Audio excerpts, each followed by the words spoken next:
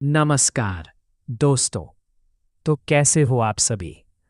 तो आज हम एक्सप्लेन करने वाले हैं इनविंसिबल टाइटल के सीजन 2 एपिसोड 3 को।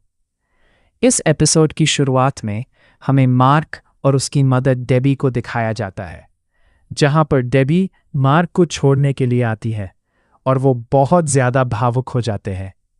हमें पता चलता है कि मार्क का एडमिशन अपस्टेट यूनिवर्सिटी में होता है, जहां पर एम्बर के साथ साथ हैरी का भी एडमिशन सेम यूनिवर्सिटी में होता है।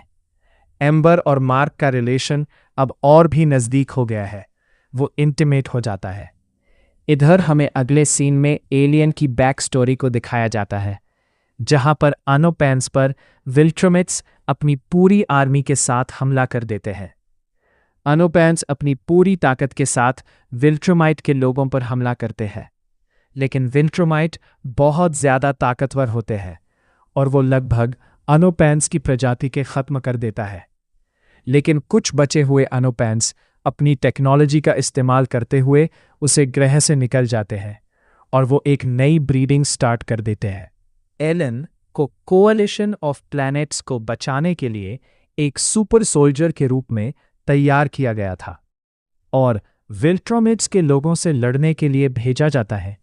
लेकिन एलन भी विल्ट्रोमिट्स के लोगों को हरा नहीं पाता, तो वहाँ के लोग उसको यूनिवर्स के डिटेक्टिव के रूप में हेल्प लेने के लिए अलग अलग गैलेक्सी में भेजते रहते हैं, जहाँ पर उसको अर्थ प्लैनेट से मार्क मिलता है।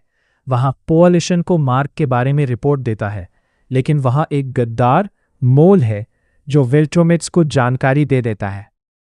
एलन पर 3 ताकतवर विल्ट्रोमिट्स हमला करते हैं। वह बहादुरी से लड़ता है, लेकिन बुरी तरह घायल हो जाता है।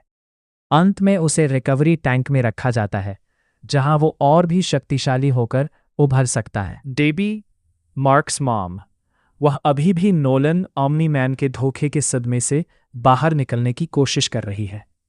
वह एक सपोर्ट ग्रुप ज्वाइन करती है, जहां उसे पता चलता है कि वह अकेली नहीं है जिसके साथ किसी सुपर हीरो ने गलत किया है। उसे एहसास होता है कि नोलन ने उसे कभी भी एक इंसान के तौर पर प्यार नहीं किया, बल्कि उसे बस एक पालतू जानवर की तरह देखा। ये एहसास उसे तोड़ देता है, लेकिन वह खुद को संभालने की कोशिश करती है। एपिसोड के अंत में मार्क को एक एलियन मिलता है जो उसे एक दूसरे ग्रह पर चलने के लिए कहता है, क्योंकि उसका ग्रह खतरे में है। जब मार्क उस ग्रह पर पहुंचता है तो वहां उसे कोई और नहीं बल्कि उसका पिता नोलन ओमनी मैन मिलता है। नोलन अब उस ग्रह का राजा बन चुका है।